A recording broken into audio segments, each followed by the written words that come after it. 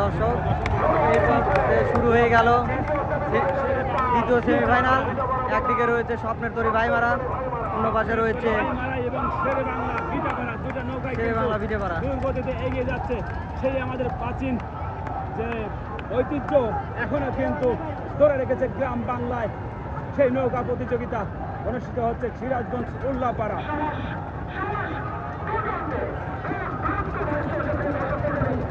আমরা দেখতে পাচ্ছি হাত কিন্তু লড়াই চলছে।